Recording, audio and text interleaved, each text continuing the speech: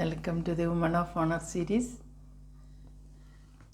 ഇന്ന് എല്ലാവർക്കും ഒരു പുതിയ മാസം ആശംസിക്കുകയാണ്. അതായത് ജൂലൈ 1-ാം തീയതി ഈ 2025 വർഷം 6 മാസം നമ്മളെ വിട്ട് പെട്ടെന്ന് കടന്നുപോയി. നമ്മൾ 7-ാമത്തെ മാസത്തിലേക്ക് പ്രവേശിച്ചിരിക്കുന്നു. നമ്മൾ ഇങ്ങനെ ഏറ്റവും ഫാസ്റ്റായിട്ട് ദിവസങ്ങൾ പോയിക്കൊണ്ടിരിക്കുന്നു.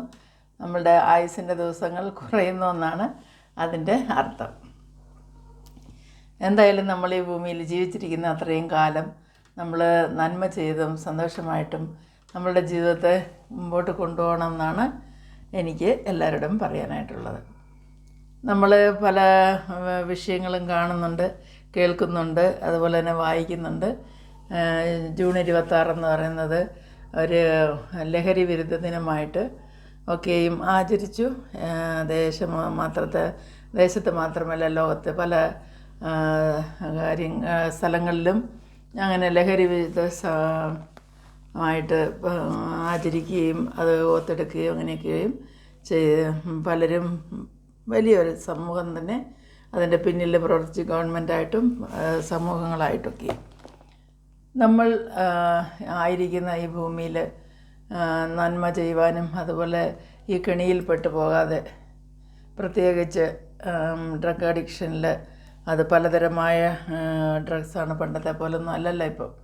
അതിനൊക്കെ മാറ്റം വരുത്തുവാനും നമ്മൾ സ്വയം അതിൽ പെട്ടുപോകാതെ കോൺഷ്യസ് ആയിട്ടിരുന്നാൽ മാത്രമേ നമുക്ക് അതിനെ ഓവർകം ചെയ്യാനായിട്ട് സാധിക്കത്തുള്ളൂ.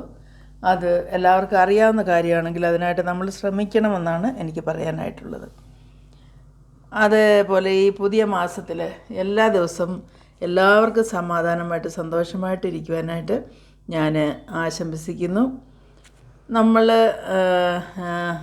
എപ്പോഴും നമുക്കൊരു സപ്പോർട്ടിങ് ശക്തിയായിട്ട് നമ്മുടെ ദൈവം നമ്മുടെ കൂടെ ഉണ്ടെന്നുള്ള ഒരു വിശ്വാസത്തിലാണല്ലോ ജീവിക്കുന്നത്. ബൈബിളിൽ എന്ന് പറയുമ്പോൾ ഹോശേയ പ്രവചനം 11-ാം അധ്യായത്തിൻ്റെ 9-ാം വാക്യം ഇങ്ങനെ വായിക്കുന്നു: എൻ്റെ ഉഗ്രകോപം ഞാൻ നടത്തുകയില്ല, ഞാൻ എഫ്രൈമിനെ വീണ്ടും നശിപ്പിക്കുകയുമില്ല.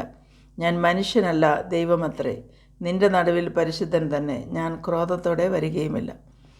ഈ പ്രപഞ്ചത്തിൽ ഇന്ന് ഓരോ ദിവസവും സംഭവിച്ചുകൊണ്ടിരിക്കുന്ന കാര്യങ്ങൾ എടുത്തു നോക്കിക്കഴിഞ്ഞെന്നാൽ പ്രകൃതി ദുരന്തങ്ങൾ, അതുപോലെ തന്നെ മഹാവ്യാധികൾ, പ്രത്യേകിച്ച് പറയുമ്പോൾ വളരെയധികം അനർത്ഥങ്ങളുള്ള ഒരു കാലത്തൂടെയാണ് നമ്മൾ കടന്നു പോകുന്നത്.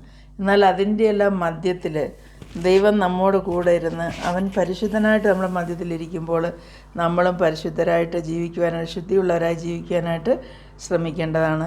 കർത്താവ് പറയുന്നത് അവൻ പെട്ടെന്ന് കോപിക്കുകയല്ല, അവൻ മനുഷ്യനല്ല, അവൻ ദൈവം മാത്രമേ. അപ്പോൾ ഈ വചനം ഞാൻ പറഞ്ഞെന്ന് മാത്രം, അതായത് അവൻ നമ്മുടെ മധ്യത്തിലുണ്ടെന്നുള്ളതിനായിട്ട്. അതുപോലെ തന്നെ യിരെമ്യാ പ്രവാചകൻ്റെ പുസ്തകം 20-ാം അധ്യായത്തിൻ്റെ 11-ൽ പറയുന്നത്: എന്നാൽ യഹോവ ഒരു മഹാവീരനെ പോലെ എന്നോട് കൂടെയുണ്ട്, ആകയാൽ എന്നെ ഉപദ്രവിക്കുന്നവർ ഇടറി വീഴും, അവർ ജയിക്കുകയില്ല, അവർ ബുദ്ധിയോടെ പ്രവർത്തിക്കായകയാൽ ഏറ്റവും ലജ്ജിച്ചു പോകും, ഒരിക്കലും മറന്നു പോകാത്ത നിത്യലജ്ജയോടെ തന്നെ. നമ്മൾ പഴയ നിയമം നോക്കുമ്പോൾ ദാനിയേലിൻ്റെ ജീവിതം, അവൻ്റെ കൂട്ടുകാരുടെയൊക്കെ ജീവിതം നോക്കിയാലും നമുക്കറിയാം ദൈവം വലിയ ഒരു മഹാവീരനെ പോലെയാണ് ആ പ്രതിസന്ധികളുടെ മധ്യത്തിൽ അവരുടെ കൂടെ ഇരുന്നത് നമുക്കറിയാം. ലോകത്ത് നമ്മൾ ജീവിക്കുന്ന സമയത്ത് നമ്മൾക്ക് പ്രതിസന്ധികൾ ഇല്ല എന്ന് പറയാൻ പറ്റില്ല. പ്രതിസന്ധികൾ വരും. എന്നാൽ അതിനെ ഓവർകം ചെയ്ത് ജീവിക്കാനുള്ള കൃപയ്ക്കായി നമ്മൾ പ്രാർത്ഥിക്കേണ്ടതാണ്. നമ്മൾ ദൈവത്തിൽ ആശ്രയിച്ച് ഓരോ ദിവസവും മുമ്പോട്ട് കൊണ്ടുപോകണമെന്ന് ഞാൻ എൻ്റെ എല്ലാ സ്നേഹിതരോടും പറയുന്നു. ദൈവം എല്ലാവരെയും അനുഗ്രഹിക്കട്ടെ. ഈ പുതിയ മാസം എല്ലാവർക്കും അനുഗ്രഹമാകട്ടെ. അത് ദൈവത്തിൽ ആശ്രയിച്ച് ഒരിക്കലും ഭയപ്പെടാത്ത, അതായത് നമുക്കറിയാമല്ലോ, സങ്കീർത്തനക്കാരൻ പറയുന്നുണ്ട്, ഞാൻ ദൈവത്തിൽ ആശ്രയിക്കുന്നു, ഞാൻ ഭയപ്പെടുകയില്ല, മനുഷ്യനോട് എന്ത് ചെയ്യുവാൻ കഴിയുമെന്ന്. അതേ ക്വസ്റ്റ്യൻ നമുക്കും ചോദിക്കാം. നമ്മൾ ധൈര്യമായിട്ട് ദൈവത്തിൽ ആശ്രയിച്ച് ജീവിച്ചാൽ മനുഷ്യൻ എന്നോട് എന്ത് ചെയ്യും, ഞാൻ ഭയപ്പെടുകയില്ലെന്ന് നമ്മൾ ധൈര്യത്തോടെ ജീവിക്കാൻ സാധിക്കും. എന്നെ കേൾക്കുന്ന എല്ലാ സഹോദരങ്ങൾക്കും ഒരു നല്ല ദിനം ആശംസിച്ചുകൊണ്ട് ഈ വീഡിയോ ചുരുക്കുന്നു. വീണ്ടും നല്ല ഒരു വിഷയമായിട്ട് വരുന്നതായിരിക്കും. എല്ലാവർക്കും ബൈ.